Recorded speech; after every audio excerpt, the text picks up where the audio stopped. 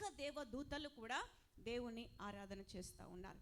అయితే లూసిఫర్ కంటే అక్కడ ఎక్కువ ఎవరు లేరు దేవుని తర్వాత. దేవుడు గొప్పవాడు, దేవుడు సృష్టికర్త. తర్వాత నెక్స్ట్ టైం లూసిఫర్ ఉన్నట్టుగా కనిపిస్తాడు అక్కడ. అప్పుడు లూసిఫర్ అనుకుంటాడు, ఇక నాకంటే నాకు పైన ఎవరు లేరు దేవుడు తప్ప. ఇప్పుడు నా సింహాసనాన్ని దేవుని సింహాసనం మీదికి ఎక్కించుకుంటే చాలా బాగుంటుంది కదా. అంటే నేను దేవుని కంటే ఎక్కువగా ఉంటే బాగుంటుంది కదా, దేవుని కంటే ఎక్కువగా మహిమ పొందితే బాగుంటుంది, దేవుని కంటే ఎక్కువగా ఘనత పొందుకుంటే బాగుంటుంది, నా స్థానము దేవునికి మించిన స్థానమై ఉంటే బాగుంటుంది అని చెప్పి హృదయంలో ఆశించి గర్వించాడు. ఇది ఒక్కరోజు జరుగుతున్నటువంటి హృదయంలో, ఆ లూసిఫర్ హృదయంలో జరుగుతున్నటువంటి పని కాదు, ఆలోచన కాదు. చాలా రోజులుగా, మరి నెలలుగా మరి జరుగుతున్నటువంటి కార్యం అనుకుంటున్నాను నేనైతే. ఎందుకంటే దేవుడు ప్రతి ఒక్కరికి అవకాశం ఇస్తాడు. మన హృదయంలో చెడు తలంపు పుట్టగానే ఇమ్మీడియట్గా దేవుడు మనల్ని శిక్షించడు.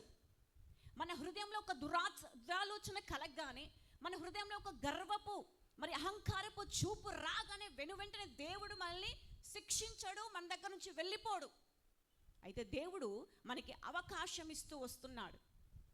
ఈ అవకాశాలన్నీ కూడా దాటిపోయిన తర్వాత, ఇది దేవుడు నాకు ఇస్తున్న అవకాశమే, ఇది మారు మనసు పొందాల్సినటువంటి సమయం అని నువ్వు గ్రహిస్తే అది ధన్యత, వారు బాగుంటారు, బ్రతుకుతారు.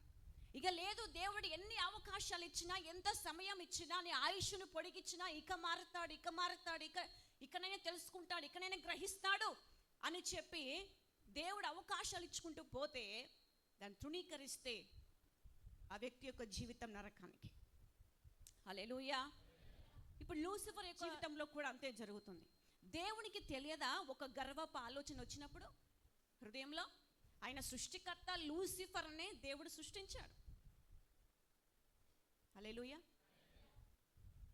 ఆయన హృదయాంతరంగంలో బాగుగా ఎరిగిన దేవుడు, మన హృదయాంతరంగాన్ని పరిశోధిస్తున్న దేవుడు. ఆయన ఒక ఆలోచన రాగానే, దురాలోచన రాగానే దేవుడికి తెలుసు. అయితే దేవుడు అవకాశం ఇచ్చాడు. కానీ లూసిఫర్ ఈరోజు కొంత అనుకుంటే రేపు గర్వం మరింత ఎక్కువైపోయింది. రేపు దేవుడు అవకాశం ఇస్తే రేపటికి మళ్ళీ ఎల్లుండికి అది ఆ గర్వం అనేది ఇంకా రెండంతలుగా పెరిగింది. తర్వాత రోజుకి 100 పెరిగింది పాపం అనేది. ఇక హృదయంలో పాపము గూడు కట్టుకొని పోయింది. పాపము ఇల్లు కట్టుకుంది లూసిఫర్ జీవితంలో. ఒక చిన్న ఇటుక పిల్లతో స్టార్ట్ చేస్తే ఇప్పుడు లూసిఫర్ హృదయంలో ఒక బిల్డింగ్గా మారిపోయింది పాపం. హల్లెలూయా. ఇటుక పిల్ల ఉన్నప్పుడే, కంకర్రాయి తీసుకొచ్చి పెట్టినప్పుడే అది తొలగిస్తే ఆ గృహము, ఆ పాపము కట్టబడకుండా ఉండి ఆ జీవితం బాగుంటుంది. హల్లెలూయా. ఇప్పుడు దానిని ఎరిగిన దేవుడు, అవకాశం ఇచ్చిన దేవుడు, సమయాన్ని ఇచ్చిన దేవుడు లూసిఫర్ని ఒక్కసారిగా పరలోకం నుండి కిందికి నెట్టేశాడు. ఇప్పుడు ఆ లూసిఫర్ అనే ప్రధాన దూత దయ్యంగా మారిపోయింది, సాతానుగా మారిపోయింది. వాడు వస్తూ ఒంటరిగా రాలేదు, కానీ వాడిని వెంబడిస్తున్నటువంటి దేవదూతలు కూడా కొంతమంది దేవుని ఆజ్ఞను ధిక్కరించి లూసిఫర్ వెంట వచ్చేశారు. ఇప్పుడు వాళ్ళందరూ దయ్యాలుగా ఈ లోకంలో ఉన్నారు. హల్లెలూయా. ఎప్పుడైతే ఆ లూసిఫర్ దేవుడు సృష్టించిన భూమి మీద పడిందో, ఆ భూమి నిరాకారంగా, శూన్యముగా మారిపోయింది.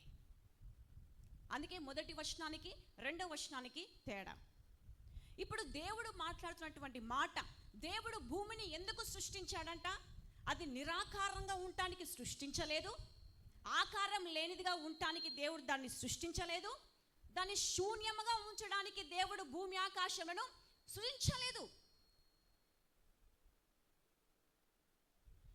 కానీ దేని కొరకు సృష్టించాడు? ఒక నివాస స్థలంగా ఉంచడానికి దేవుడు సృష్టించాడట. హల్లెలూయా. ఇప్పుడు ఎప్పుడైతే భూమి నిరాకారంగా మారిపోయిందో, శూన్యముగా మారిపోయిందో, అక్కడ ఆ జలముల మీద ఆ చీకటి అగాధ లోయను కమ్మినప్పుడు దేవుని యొక్క ఆత్మ వచ్చి అక్కడ అల్లాడుచుండెను అని వ్రాయబడి ఉంది. చీకటి అగాధ జలముల మీద కమ్మి ఉండెను. దాని తర్వాత వచనంలో దేవుని ఆత్మ ఆ జలముల మీద అల్లాడుచుండెను అని వ్రాయబడింది.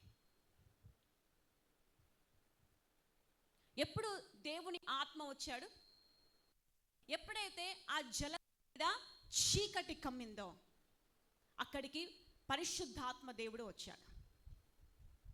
అంటే ఎక్కడైతే పాపం ఉంటుందో అక్కడ దేవుని కృప కూడా ఉంటుందని దేవుని వాక్యం తెలియజేస్తూ ఉంది.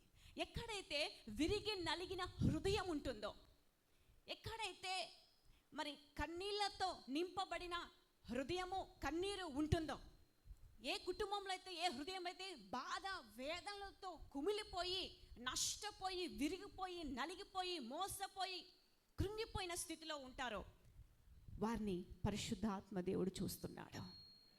హల్లెలూయా.